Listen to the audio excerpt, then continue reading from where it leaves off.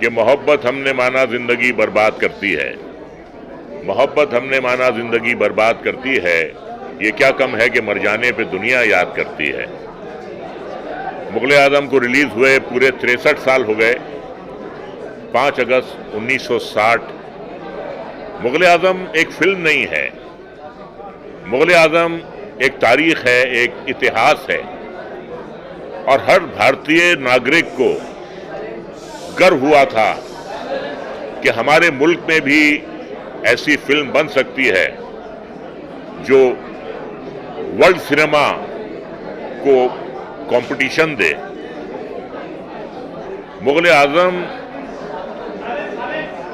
जब लगी थी और उसकी एडवांस बुकिंग खुली थी, 3 दिन पहले से वहां पे एडवांस बुकिंग की लाइन लगनी शुरू हो गई थी। लोग अपना बिस्तर लेकर आए थे, वहीं सोते थे, वहीं खाते थे, वहीं पीते थे और जो लाइन थी वो बॉम्बे सेंट्रल से लेकर 7 रस्ते तक हो गई थी एडवांस बुकिंग की। ये ऐसे नहीं होता। जब तक आप में पैशन ना हो, जब तक आप में दीवानगी ना हो, जब तक आप में जुनून ना हो, जब तक आप में डिवाइन मैडनेस ना हो, तो ऐसा जलवा होता नहीं है। फिल्म पैसे से बनती है, लेकिन पैसे के साथ साथ कुछ करने का अज़्म, कुछ कर दिखाने का जुनून, वलवला, वो थी आसिफ साहब की तबीयत, उनका मिजाज। और आज हम याद कर रहे हैं उस महान फिल्म को। एक बात और उनके बारे में मैं आपको बताना चाहूंगा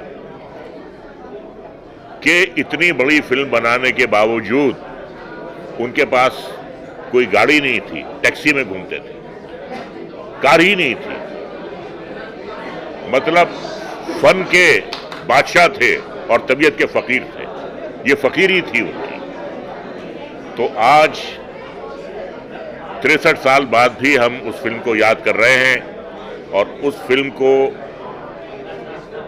याद करने के साथ साथ सालगिरह जी ने जो एक किताब लिखी है 63 साल के बाद, ये अपने आप में जो है बहुत बड़ी बात है। और आज भी जब मैं कभी उदास होता हूं तो मुगल आजम देखता हूं मैं। वो एक फिल्म के स्टूडेंट के लिए वो एक लाइब्रेरी है, वो एक किताब है, वो एक टेक्स्ट बुक है। बस यही मैं आप सबसे कहना चाहता हूं। बहुत बहुत शुक्रिया। Thank you sir. अजीज़ है, वो 1987 में मेरे पास एज एन असिस्टेंट आया था और पिछले 13 और इतने सालों से हम लोगों का रिश्ता है बहुत ही ज़्यादा। देखिए, आसिफ साहब के बारे में मैं एक ही चीज़ बोलना चाहूँगा, vision, grand vision, passion, uncompromising attitude, so he achieved greatness. Sunil में भी परसिस्टेंस है। आसिफ साहब को 14 साल लगे मुगल आजम बनाने में, तो सुनील को भी 14 साल लगे इस बुक को लिखने में। सुनील ये बुक मेरे पास लेके आए थे, अभी तक पूरी रेडी नहीं थी, as a script, as a film script. उन दिनों मैं फिल्में फाइनेंस करता था। बहुत हम लोगों ने इसके ऊपर काम किया, लेकिन कुछ हम लोगों के स्क्रिप्ट को लेके मतभेद थे, इसलिए मैंने फिर वो फिल्म नहीं प्रोड्यूस की। पर मैं बहुत बहुत कॉन्ग्रेचुलेशंस देना चाहूँगा सुनील को। He is done. मैंने बुक पढ़ी है, उन्होंने पहले भेजी थी मुझे। It's a wonderful book. आप सब पढ़िए इसको, आपको बहुत मज़ा आएगा। धन्यवाद। सर, ये क्या आईना दिखाती है? बॉलीवुड में काफ़ी सारी चेंजिंग हुई है, बुक में क्या क्या है? बुक एक बाईगॉन इरा को बहुत बखूबी रिक्रिएट करती है कि 41 से लेकर 60 तक बॉलीवुड में क्या हो रहा था। 1.25 लाख रुपए में फिल्म बनती थी नरगिस और दिलीप कुमार को लेके। आज अगर आप किसी को ये बोलें तो उनको बहुत अजीब लगेगा। और किस तरह से राइटर्स डायरेक्टर्स मिलके काम करते थे, स्टूडियो होते थे, स्टूडियो ही फिल्में फाइनेंस करते थे। आज से बिल्कुल जुदा माहौल था और सुनील ने उसको बहुत बखूबी, including Manto and ट्रैम्स and everything, he has recreated it. Thank you. मेरे पास तो अल्फाज नहीं है.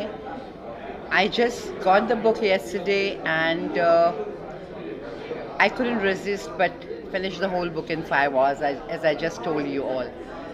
It's amazing. It's I can't tell you the hard work Sunil has put in. I wish him all the very success. It's a mixture of the reality and the fiction, but the way he has penned it, it's beautiful. And I'll request everyone and each one of you and everybody to read this book. And you can see the hard work of not only the director but also the people who work with him. It is not just one person, I feel. It's the work of a whole team and the dedication and just junoon se. Not only the director, it's everybody, each and every person who is a part of the movie. I would say from the writers, to the script writers, to the cameramen, to the assistants. You know, if when they all work together, the way he has put it in his book, I think now onwards, I mean not that, you know, I'm feeling it does happen today also in our Indian cinema. I would not say it Bollywood because I don't really like that word Bollywood. We have Indian cinema. We call it Indian cinema. क्योंकि Indian cinema में जितने भी लोग हैं, जितने भी directors हैं, मैं उन सबको अप्रिशिएट करती हूँ and I think they are doing a fantastic work. Of course, I would never say कि Mughal-e-Azam cannot be made again. वो जुनून और वो उस तरह के लोग, उस तरह के राइटर्स आज भी हैं हमारे पास, उस तरह के डायरेक्टर्स जिस तरह मेरे फादर थे, मुझे यकीन है आज भी है और नहीं है तो होंगे बहुत जल्द. So I wish them all the very best. It's basically the passion. It's the passion. एक जुनून की हद तक जिस तरह का आप कह सकते हैं उसको लेकर फिल्म बनाया जाए या कोई भी चीज़ आप करें. ज़रूरी नहीं कि फ़िल्म हो या आप किसी भी तरह का काम कर रहे हैं, उसमें फुल सिंसियरिटी होनी चाहिए. और जब फुल सिंसियरिटी होती है तो something like Mughal-e-Azam comes up. Thank you so much. Thank you. Black and white film का अपना एक नशा होता है. ब्लैक एंड वाइट फिल्म के जो शेड्स हैं और जो शेडोज़ हैं वो अपने आप में बड़े इंटरेस्टिंग होते हैं. तो ब्लैक एंड वाइट को ब्लैक एंड वाइट में देखने में तो वाकई मज़ा आता है. लेकिन ये फ़िल्म ऐसी थी कि एक तो आसिफ साहब की खुद की ख्वाहिश थी कि इसको रंगीन बनाया जाए, और इस फिल्म में रंग इतने थे जो दूसरी किसी फिल्मों में देखने को नहीं मिलते. तो ये फिल्म का रंगीन होना भी मतलब एक तरह से मतलब ज़रूरी था, मुझे तो लगता है. तो ये हुआ और अच्छा रंगीन हुआ, और उसके बाद में इसने एक इतिहास रचा. और ये फिल्म जब भी आती है इतिहास ही रचती है. और मुझे वो इंस्पिरेशन जब मिली कि इसके ऊपर किताब लिखी जाए, तो आज ये 14 साल मुझे लग गई, अपने आप में एक इतिहास हो गया कि मैं 14 साल में किताब लिख पाया. It is not easy to write something about. और मुझे ये लगा कि इन 14 साल में भी मुझे बहुत सारी बातें अभी और कहनी थी. बहुत सारी चीज़ें जो मैं इसमें कह सकता था वो अभी भी अधूरी लगती हैं. तो और भी चीज़ें इसमें कह सकता था, क्योंकि आसिफ साहब की ज़िंदगी में इतना कुछ हुआ कि मैं कई चैप्टर्स तो अभी तक टच ही नहीं कर पाया हूँ, मुझे लगता है. लेखक के लिए पुस्तक तो लिखते ही है, लेकिन ये कितनी बड़ी चुनौती थी आपके लिए? न्याय का टाइम गया, इसको मशक्कत के बाद ये चुनौती थी. चुनौती तो मतलब पहले दिन से ये चुनौती थी कि मैं तो जब फिल्म एडिट करना शुरू किया था तभी चुनौती का सामना किया था कि क्या काटो. किसी मास्टर की एक फ्रेम भी काट देना मतलब गुनाह होता है. तो वो काटना ही अपने आप में बहुत बड़ी चीज़ थी, और मुझे वो जॉब दे दिया गया था. तो वो काटा मैंने. खैर, लोगों को अच्छा लगा, अच्छी बात है. लेकिन उसके बाद जब मैंने वो किस्से सुने उनके और जो इंस्पिरेशन मुझे मिली, तो मैंने लिखना शुरू किया. तो मुझे लगा कि अब मैं सबसे बड़ा डायलेमा ये था कि मैं इसको जैसी ज़िंदगी है वैसी कहानी उठाऊं या मैं अपना फिक्शन कहूं. और चूंकि मेरे जहन में एक कहानी उभर रही थी, क्योंकि मुझे लगा कि इस किरदार के थ्रू मैं बहुत कुछ कह सकता हूं और बहुत सारे लोगों की कहानी कह सकता हूं. और दूसरा ये कि सोशल पॉलिटिकल सिनेरियो को बहुत अच्छे से डिस्क्राइब कर सकता हूँ, क्योंकि इस फिल्म को बनने में जितने साल लगे और उसमें जो कुछ हुआ, हालात किस तरह बदले देश में, वो सबको भी मैं कहीं ना कहीं हमारी इंडस्ट्री ने जो सफ़र किया पार्टीशन और वो सब, वो भी मैं इसमें कह सकता हूँ। तो मुझे लगा कि ये कहीं ना कहीं ये अलग तरह का काम है, तो वो करने के लिए बहुत बड़ा चैलेंज हो गया था कि कैसे मैं जस्टिस कर पाऊँगा सबको। And finally I think I have done justice to everything. Yes, surely. Yes, surely. I consider myself to be a fairly voracious reader. But in my library, you'll find more non-fiction than fiction, or fiction that is based on reality. ऐसा क्यों होता है? मैंने कई बार अपने आप से पूछा कि मुझे कोरे फिक्शन से रियलिटी पर आधारित फिक्शन क्यों अच्छे लगते हैं, और वो शायद इसलिए, और वैसे आप जानते हैं आज बायोपिक का ज़माना चल रहा है, वो इसलिए कि हम जब कोई कहानी पढ़ते या देखते हैं तो उसमें रियलिज़म ढूंढते हैं, और चाहे वो बनाया हुआ रियलिज़म, और जब वो दिखता है तो हमें उस पर और एतबार होता है और हमें वो ज़्यादा अच्छा लगता है। तो क्यों न रियलिज़म जो खुद पहले से ड्रामेटिक हो उस पर लिखा जाए, और वही सुनील जी ने किया है। उन्होंने एक थोड़ा और मुश्किल कदम उठाया। मैंने ये किया था कोई 15 साल पहले, जब मैंने लता मंगेशकर की बायोग्राफी लिखी, in search of Lata Mangeshkar, और हिंदी में अजीब दास्तां है ये। इन्होंने इसको फिक्शनलाइज किया है, जो बैलेंसिंग प्रक्रिया बहुत मुश्किल है। मैं आपसे पूछना चाहता हूँ कि क्या इस उपन्यास में हम असल ज़िंदगी के कैरेक्टर ढूंढ पाएंगे उनके नाम से? जो जानते हैं जी, या जिन्होंने थोड़ा भी पढ़ा है कहीं, या जिन्होंने फिल्म देखी है, उनके सामने वो सारे चरित्र अपने आप सामने आ जाएंगे। तो बहुत आसानी से आप उन चरित्रों को देख पाएंगे। लेकिन कई सारे नए कैरेक्टर्स भी आपको देखने को मिलेंगे इसके साथ। हाँ, वो आपके फिक्शनलाइजेशन का प्रोसेस। लेकिन आप बहुत आसानी से उन सारे किरदारों को समझ पाएंगे कि ये कौन है। यानी मेरा ये ख्याल है कि आने वाली नस्लें the Sunil Salgia strategic writing institute से they will take a leave, और इस तरह की और दिलचस्प दास्तानें लिखेंगे। Congratulation. Thank you, thank you, thank you. आपका क्या ख्याल है? जैसे मुग़ल आज़म एक सरप्राइज़ की तरह लोगों के सामने आया था, वैसे ही सुनील सालगिया की बुक मेरे सामने सरप्राइज़ की तरह आई है।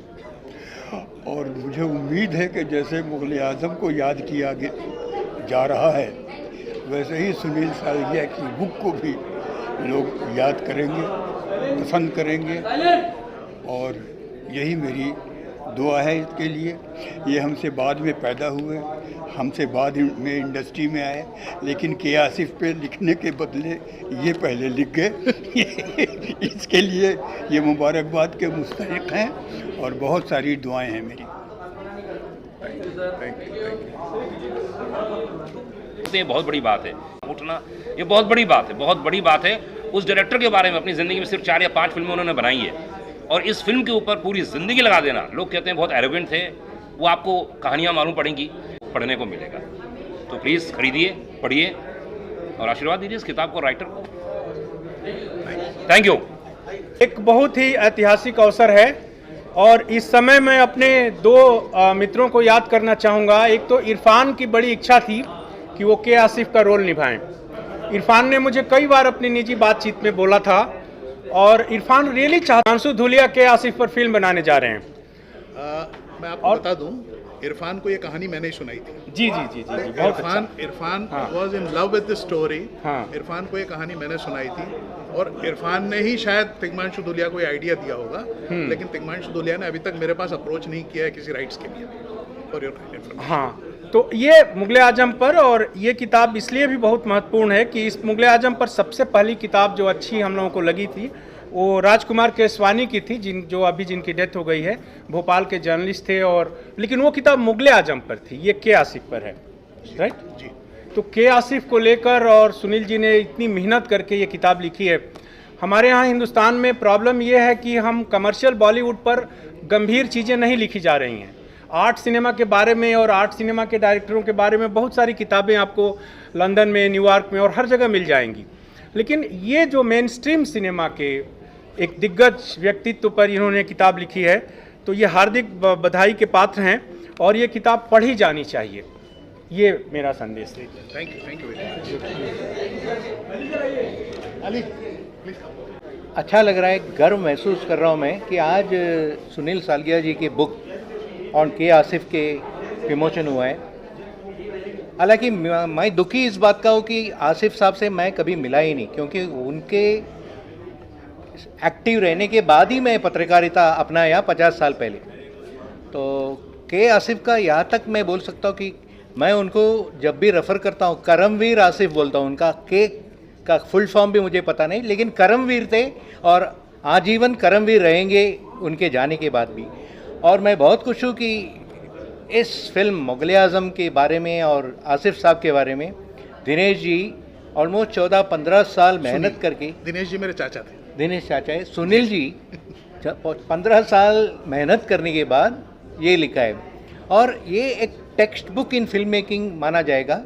लोग पढ़ेंगे, स्टूडेंट्स, और के आसिफ जैसे तो नहीं, कम से कम उनके थोड़ा बहुत नीचे दर्जे तक फिल्म बनाएंगे तो मैं खुश होगा। इस मैगज़ीन आजीवन ट्रेशरेबल बुक है। Thank you. भाई क्या कहना चाहोगे आज कौन से बुक पर? सर सबसे पहले तो सुनील सर आपको बहुत बहुत कॉन्ग्रेचुलेशंस कि ये, एंड ऑनेस्टली मैं अपने बारे में कहूँगा, I have lived on Mughal Azam. मैं वो फिल्म पी चुका हूँ।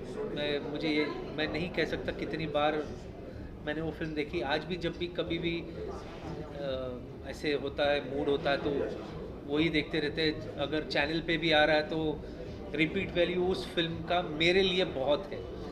एंड अब ये इसमें क्या है, ये पढ़ने के लिए, जिसके लिए उस फिल्म को भी 14 साल लग गए बनने के लिए, इस किताब को भी 14 साल लग गए। 14 साल के बाद वो एक कोहिनूर निकल आया। आई एम श्योर ये भी एक कोहिनूर है जो मेरे हाथ में है। सो आई कांट वेट ऑनेस्टली कि क्या है इसके अंदर। ये मैं आज से ही पढ़ना शुरू करूँगा। एंड आई एम श्योर कि ये मैं उस बैच से हूँ जहाँ उस फिल्म को हम कहते हैं ना, मैं किसी वो नाम नहीं लेना चाहता, नहीं तो आजकल पंगे बहुत हो जाते हैं, पर इट्स अ होली बुक है हमारे लिए। जैसे मुग़ल आज़म एक होली, मील का पत्थर कह सकते हैं। जी हाँ, जो है, तो ये भी एक आई थिंक एक होली किताब हो गई हमारे लिए। एंड इसका सारा क्रेडिट सुनील सर को जाता है। And thank you sir for giving us this.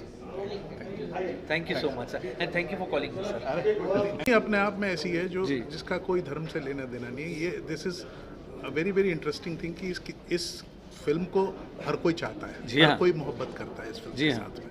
और ये हिंदुस्तान का नाम जिसने रोशन किया हो इस फिल्म ने, तो वो तो हमेशा एक इतिहास है हमारे लिए। जी हाँ, और ये होता ये है कि हर आदमी की, जब हम मैं कई सालों से 20 सालों से डिस्ट्रीब्यूशन में हूँ फिल्मों के, तो जब भी हमारे पास कोई आता है फिल्म को लेकर कि सर इसको डिस्ट्रीब्यूट करना है, तो हम एक तमगा हमेशा कहते हैं उनसे कि हर फिल्म मेकर के लिए उसकी फिल्म मुग़ल आज़म होती है। हम हमेशा ये तमगा कहते हैं कि, और बात यह है कि इस फिल्म ने जो स्टेचर अपना डेवलप किया है वो दिन ब दिन बढ़ता ही रहना चाहिए। और इस तरीके की किताबें आज के जनरेशन के लिए ज़रूरी हैं। वो पढ़ें अपने इतिहास के बारे में, वो जानें कि किस तरीके से कितने पैशनेट फिल्म मेकर्स थे जो सिर्फ अपने जुनून से इतनी खूबसूरत क्रिएटिविटी को अंजाम दे सकते थे। 30 सालों से मैं उनको जानता हूँ। वो मेरे डायरेक्टर भी रहे, उनके लिए मैंने सेट भी बनाया है। मैं बेसिकली प्रोडक्शन डिज़ाइनर हूँ। मेरा नाम जयंत देशमुख है। एक तो ये पुस्तक का आना, कभी भी किसी सिनेमा के बारे में, ख़ास तौर से भारतीय सिनेमा के बारे में, उसके बैक स्टेज के बारे में और उसके बनावट के बारे में, वो कैसी बनती है, कैसी शूट होती है और कैसी होती है, इस पर एक कोई पुस्तक आना अपने आप में बहुत बड़ी बात है। संवाद की पुस्तकें आ जाती, कहानी की पुस्तकें आ जाती, पर सिनेमा के बारे में वैसे ही बहुत कम लोग लिखते हैं। ना अभिनेता लिखते हैं, ना तकनीशियन लिखते हैं, और सुनील अपने आप में डायरेक्टर भी हैं, संपादक भी हैं, तो बहुत सारी टेक्नीशियन भी हैं।